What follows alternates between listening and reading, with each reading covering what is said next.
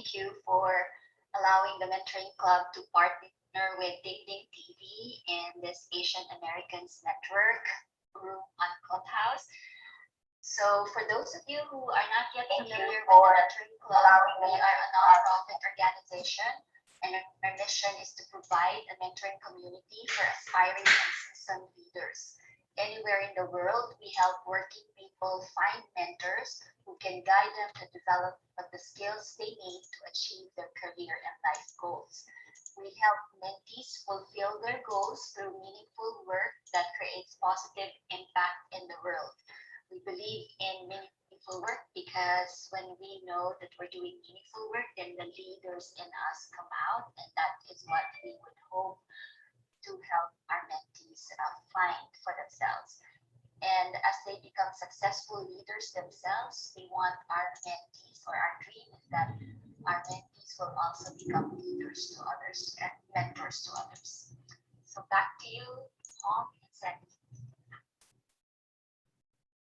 Thank you, Liso. Thanks, Sandy. Thanks, Liso. With that, let's start the evening tonight. Tonight is going to be a brainstorm about fulfilling work after the Great Resignation, not after COVID, but also the Great Resignation that's happening right now. But before we do that, I would like to welcome our guest speaker tonight, Carol Hsu. She has a PhD from Stanford, and she's an explorer of thriving systems of life and work. Carol has been a startup co-founder, a researcher, an academic researcher, a podcast host, and organizational development consultant. Quite a diverse set of experience and skills, including fairly advanced technology like blockchain, and she has worked with consensus. But most importantly, not so much the technology or the trading, but much more in terms of the impact on people and on work. With that, I would like to welcome Carol for any opening statement and a self-introduction before we get started. We will start for the first half hour with some prepared questions that I have for Carol, and then we open up for everybody to chime in and brainstorm for that matter. All right, Carol, welcome to our room. Thank you, Hong. Does this sound too loud or just right? It's perfect, very clear. Thanks, Carol. Thank you, Hong. Good evening or good morning or good afternoon, wherever you are in the world. And I'm Carol Hsu. I'm just really glad and really glad to be here today with you all to dive into some of my, some of the topics or inquiries that I'm really interested in. I guess a little bit quick self-introduction. I've worn many hats so far in my life, and I think my main goal is really still very much connected to unleashing human potential. I have my own stories of how my life used to be boxed up by many constraints that I both internalized or told by other people. And then how, when I look at some of those constraints, a lot of potential can really be unleashed, whether it's at work or in school or just in any parts of your life. So that topic about the human potential is really I think it's very endearing to me, close to my heart. So, and then I'll just say that my work has been very much in the intersection between the study and understanding of human experience of work and technology and how we organize. So I'm happy to dive into any directions that home or other people find interesting today. Maybe it's somebody. Yeah. Okay. Thank you for muting. Thank you. Thanks for joining us too.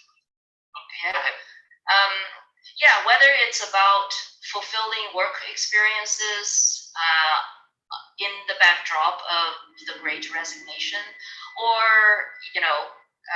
the social impact of technology, or different novel ways of organizing, or novel kind of initiatives at the workplace, whether for yourself or for your employees. I'm happy to go wherever we want to go collectively.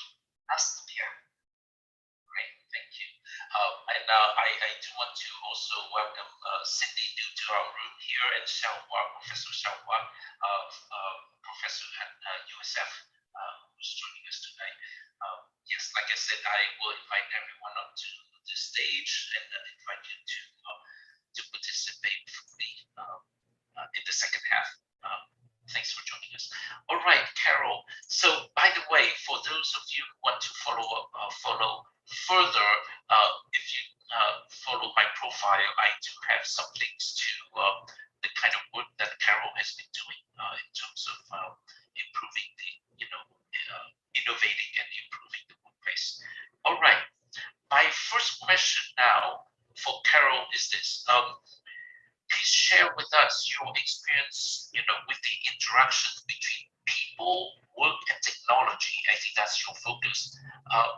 Please share your experience with us, and why is that important, that particular intersection? Thank you. Yes. To be honest, my master's degree is in finance, but then I learned very quickly after half a year into my master's that I'm really interested in people, and I audited a class on organizational behavior, and the topics about trust within the team, trust in your organization, the topics about organizational culture, the topics about how technology can facilitate innovation or information sharing. So it's basically the intersection between the human, the organization, the technology is what interests me the most. And it doesn't have to overlap, with all three, but any two. And I think it goes back to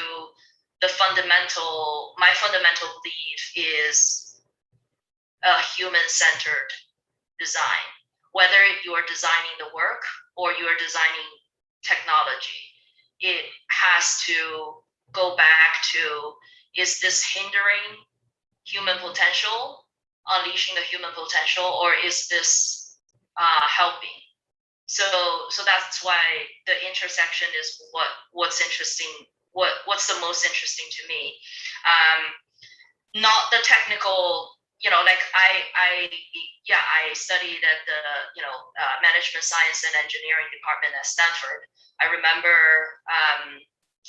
at one of the professor's doors there's a cartoon, and then there's this engineer is saying like, I can design the best system in the world if only the people don't come and mess it up.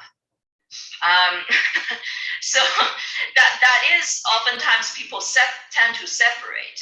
They tend to separate work from the human. They tend to separate work from human emotions. They tend to, make everybody rational, and they tend to assume all the users of the technology is rational. And you see how everything falls apart at the end. So to me, the human piece is the most important, and whatever it overlaps with, I'm also interested in. So for that matter, also, can you share? I think you had spoken when we talked. You had spoken about your work at Consensus. Can you describe that?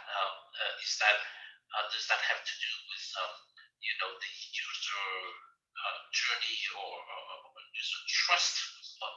Especially with Consensus was blockchain, the idea is, to establish trust through the system. Can you share your consensus with us? Sure.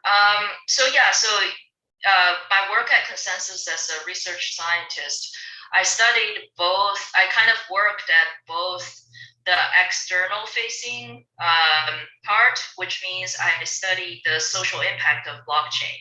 So the idea of blockchain is about decentralizing power, is about getting rid of the middleman so that common people like you and me can own our data, can own our privacy, can, if we decide to sell our data, we can get a profit.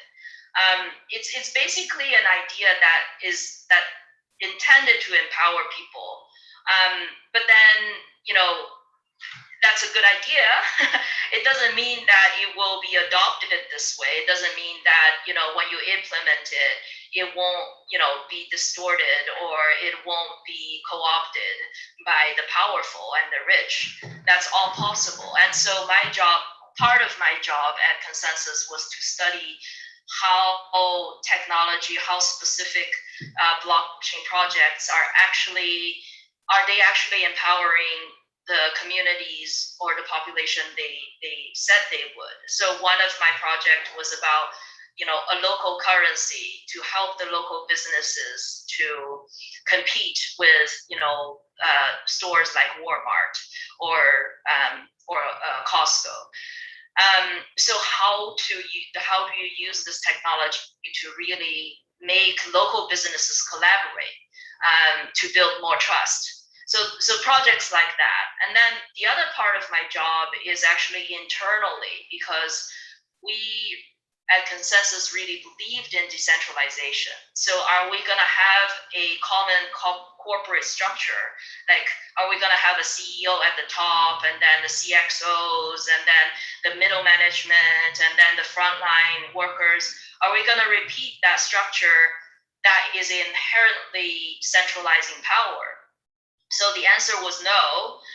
But then once you take the hierarchy and break it apart, do you have a structure to make sure people are still oriented, to make sure people are not stepping on each other's toes? So my research internally was really about people, really about how do you help teams to build trust, to come up with agreement without this top-down, approach of listening to one boss. So yeah. Fascinating, great. So just more things for people to further brainstorm and ask questions later on. The next thing I wanted to bring up is your present of work. What is it and how was it started? Yeah, thank you. Next venture. Yeah, I like your approach, Hong.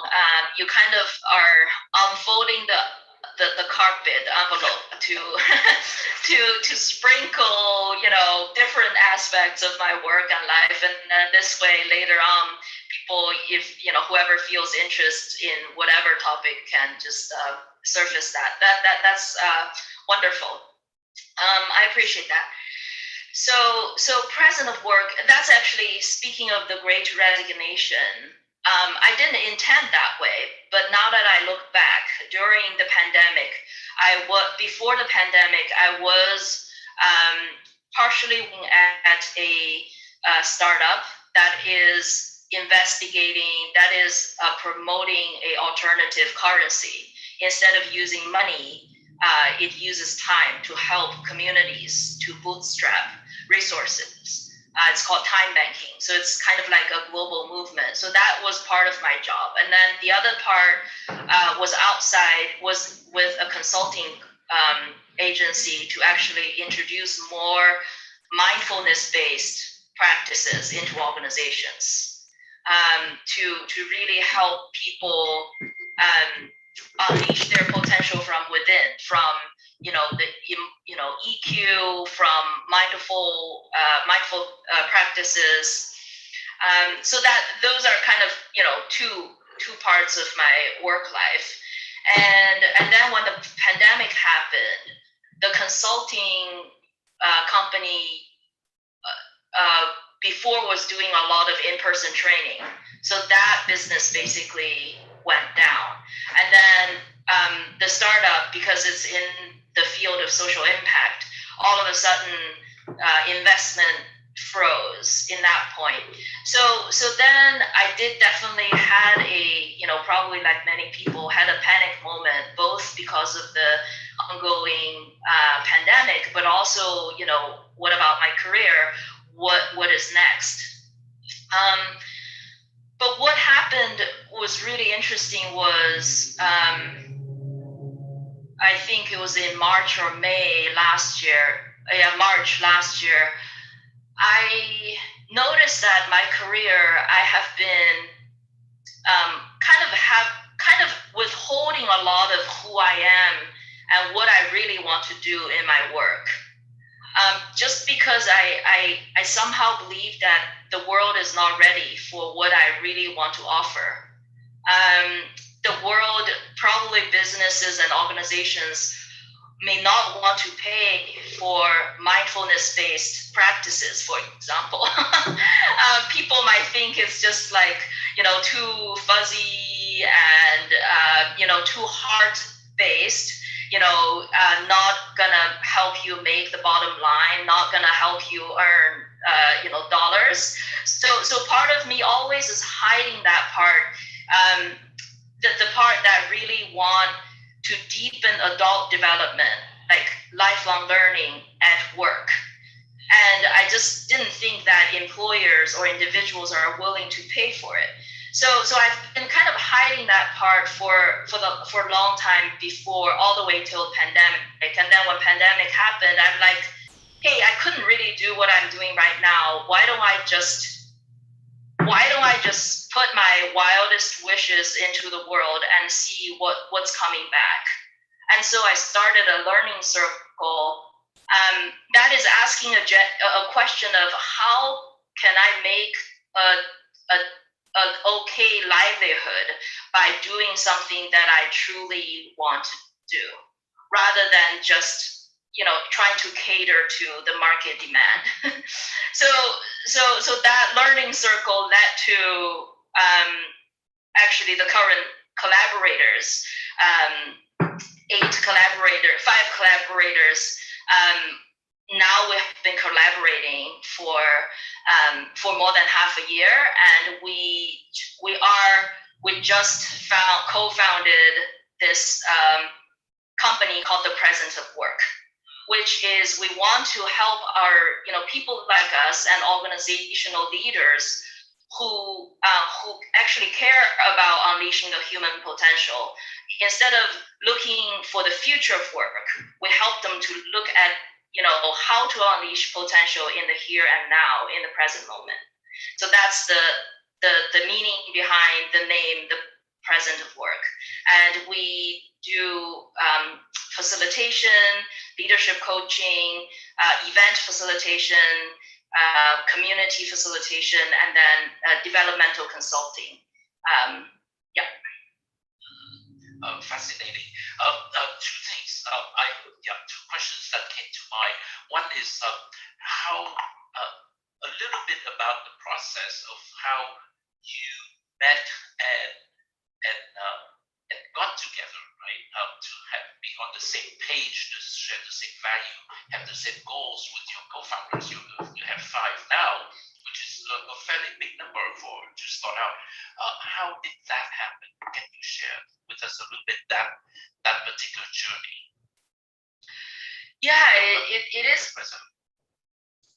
Yeah, thank you. The President of Work. Yeah, please. Thank you. That is actually a fascinating question. To me, it actually involves a shift of mind from a linear, rational planning kind of mind. Like, okay, this is what I want to happen 2 years down the road. Now I need to do, backtrack, 5 steps, and now I need to go look for 5 people to to collaborate. It didn't happen that way at all. It happened in a way that is really, I would call it emergence based, in the sense that I basically put out my intention. This is the type of work I want to do, and I don't know how to make a living, but are you interested in coming to explore this with me? So I hosted a peer-supported learning circle to basically ask this question, because I was doing research on organizations for a long time in my academic life. There is this kind of heedlessness that's oftentimes in organizations, in businesses. Like in business, the profit is your bottom line. There's no other things. And so oftentimes we don't talk about money in this society. Either you're making lots of money and you hide, you don't talk about it, or you are like a spiritual leader and you make no money, and then somehow you are you still can have a roof over your head. Or so my question at the beginning of the pandemic that I asked in a 7-person learning circle is that if I want to be honest and do the work that I'm really proud to do, how can I make an honest living? And how can I call it a livelihood model? How can a livelihood model be different from a business model? That is oftentimes driven by, sometimes it's just, kind of not careful, kind of without a lot of awareness about the purpose of the business.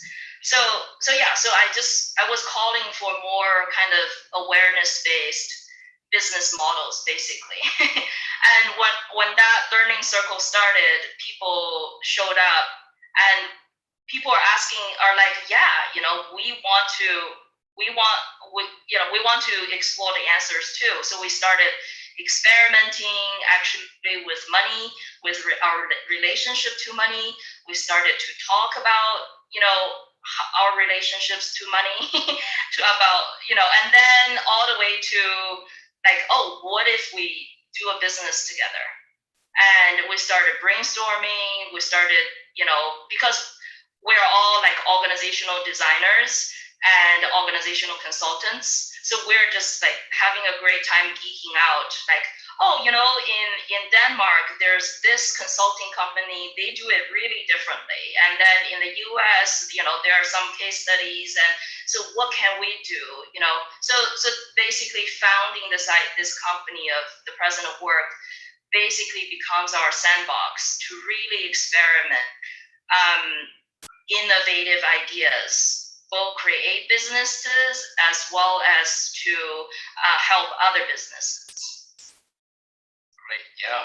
I certainly am not familiar with the kind of work you're doing at the organizational level. At the event level, yes, I've experienced several times over actually open spaces, conferences and new formats, right? That they do miracles, literally, for that matter. Only at the event level, not quite at the organizational level that you're experimenting with. Couple of questions there. One is this. So one question, I think partly here in the room right now, we do have a majority women, which is not the normal rule. So your work with the President of Work, is there a dimension? Can you comment on that? Is it relevant or not relevant? The dimension that the person who started out being a woman, does that put an imprint on the work? Can you comment on that? So you're saying for a woman founder or woman co-founder, does being a woman have a imprint on the culture of the company? Right, correct. Oh, that's interesting. Yeah. Oh, maybe it's a weird question. I tell you why I'm asking that question. I'm doing a startup myself, and not not by desire. It just so happened it keeps ending up with all men, and that does bother me somehow. But anyway, and so that question keeps hanging in my head. So since you started, I don't know how many of your 5 co-founders are women or men, but does that make a difference? That's why I'm quite curious. Yeah, I appreciate you asking.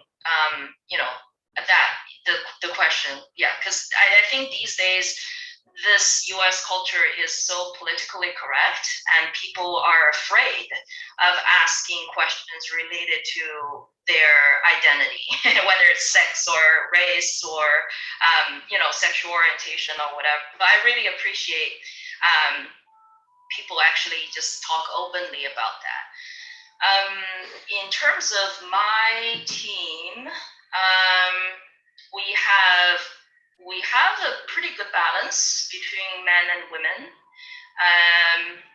I don't know how that happened. Right now, the 5 of us, 2 men, 3 women, and we all, and then I think the learning circle probably more balanced, maybe 4 men, 3 women.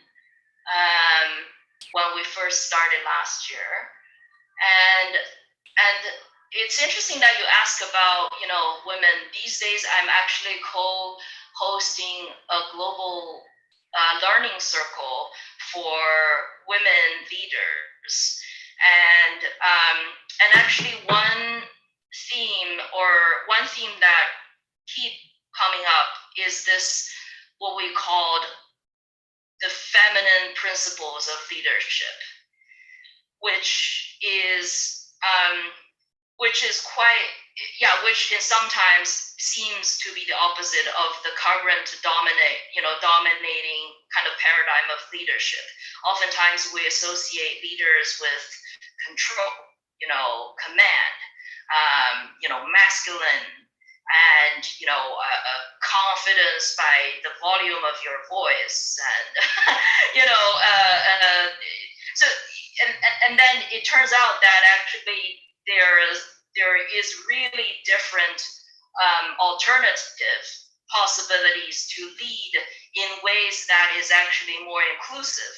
For example, that actually listens to every voice in the room. For example, there's a type of leadership that is exemplified by caring, and by care, for example, and community and relationship. And oftentimes these are, in today's culture, being stereotyped to be, oh, that's just feminine. That's just, what women, do, and, it's associated with, child caring or, rearing, or, but actually, if you take those principles of inclusivity, take those principles of inviting the whole person into the workspace, you take the principle of being authentic rather than wearing a heavy armor around you to be macho. If you take those alternative principles, we can actually embody, in many ways, much better communities and organizations and society together. And then when I say feminine principle, it doesn't mean that only women has it.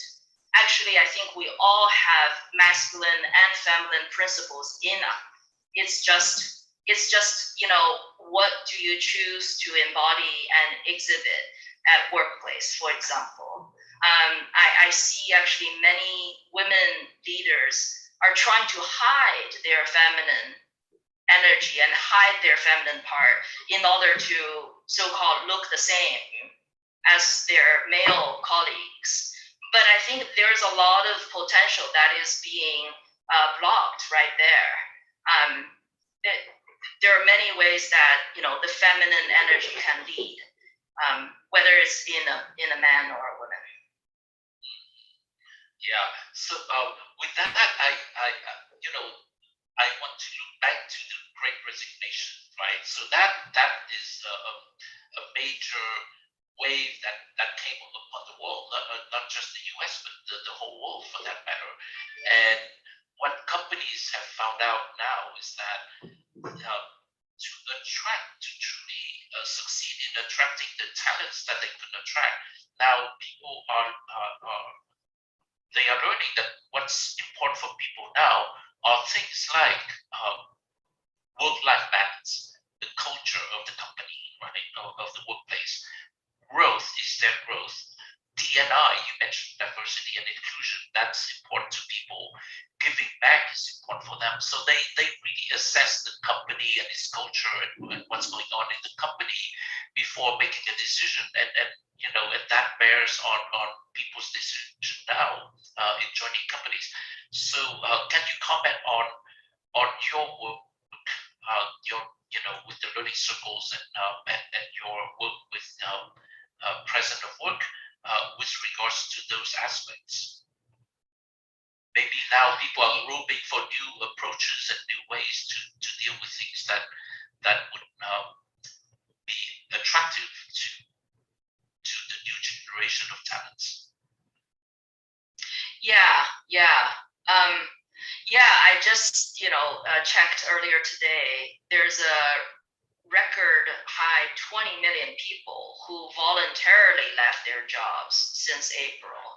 So and then they call, they predict, a lot of these people are gonna be a boomerang worker, meaning, they will leave their job and they will explore, and then they will come back, maybe, not to the same organization, but they will, go look for something else, and some might use that opportunity as a way to have a career transition. So how can employers kind of really take a moment to pause and reflect, and then come up with new initiatives to attract and retain the people who left their jobs and are looking for something better. So I'm happy to give a couple of examples, but I'm also happy to go into our brainstorming session to see what ideas other people have.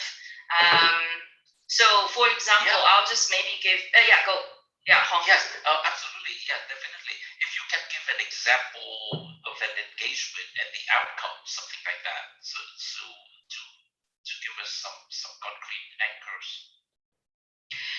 For example, there is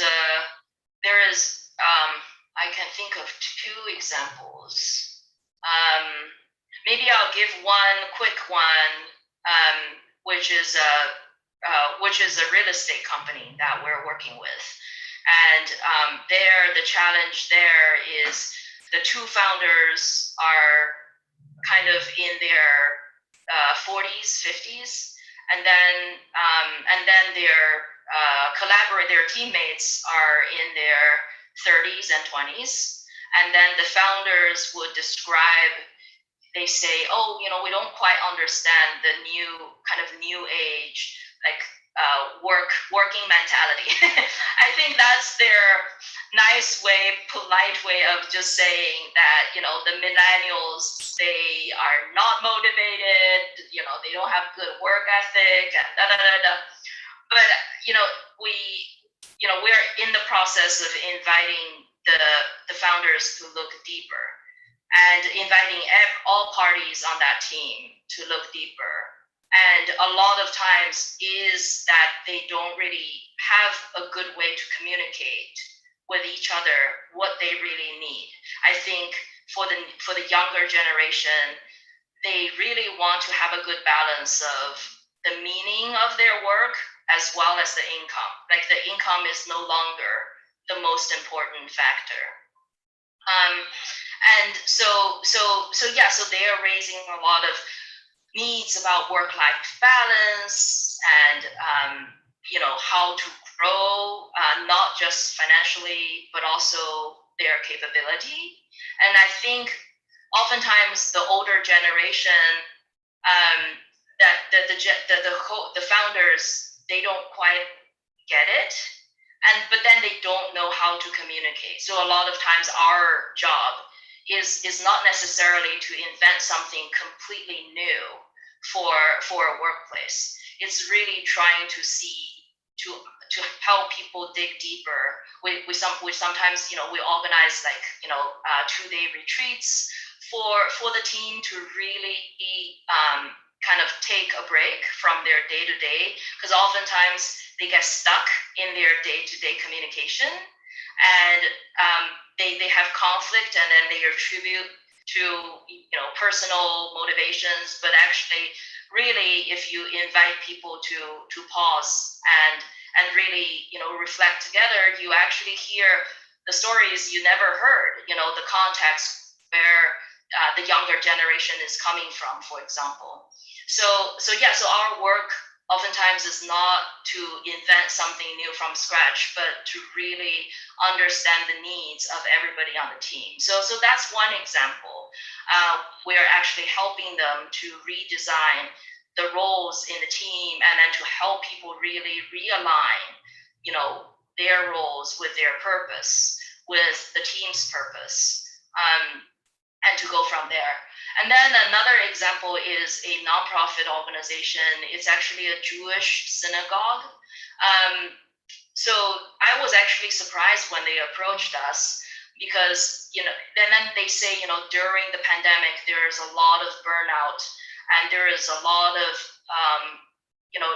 grief and trauma, because some of the clergies, they actually help to bury hundreds of people at the funerals. And at first I was a little bit surprised, why are they coming to us? Because I thought like the clergies, the theologians in religions, they are the ones to console people. They are the ones to care for the people who go to their synagogue. But of course, it turns out that when you provide care for others, oftentimes you ignore yourself. And so you also need somebody to provide space for you to decompress. So we are also in the process of working with them about kind of trauma-informed collaboration. When people are feeling burnout, how can they? When you feel burnout, that's oftentimes you actually get worse when you communicate your needs. Maybe whether you want to hide away, you don't want to tell people you feel burned out, or you might get aggressive because of the exhaustion. So it will manifest in many ways when people don't understand the underlying causes for these dysfunctional teams. So we're kind of helping them to really acknowledge, for example, trauma, and how it can manifest in the person and how it can manifest in the team, especially during this unprecedented pandemic, and then how to use something like a crisis as an opportunity to really realign the team, and then re-articulate their vision as a synagogue, as a spiritual organization. Right. Can you give us, great, thanks for sharing all that. Can you give us a bit of a flavor as to how you would set up for them to, to discover, uncover, right, and think deeply about where they are with that trauma and where their needs are, and then communicate. How do you do that for them? So we normally start with an approach. It's almost like a snowballing approach, where we start with something concrete. We start with something, we invite some core members in their organization, in our client organization, whether it's the Jewish synagogue or the real estate company, or we're also working with Johns Hopkins, one department in that university. So we oftentimes co-design with people from that organization and then our goal oftentimes is, let's just design a one-day team offsite or team retreat or a two-day offsite or retreat. It's really not to prescribe anything new or anything we come up with. It's really use that offsite as a way to help people connect emotionally and to provide a container that feels safe enough for people to start going deeper into themselves. And then when people going deeper into themselves, they also start to go deeper into the organization as a whole. So it's really about encouraging people, reassuring people it's safe to put down some of the masks or armors that you've been wearing at your work for a long time. And then just to kind of like invite people into this two-day container to start decompress, relax, and to surface what are some of the tensions that they experience, what are their needs, and to really kind of, we have different activities and exercises to get people to start talking about their needs. And also being the facilitators, we really also do some kind of bridging in communication to make sure that, I hear what you said, Hong, and then you hear what I said.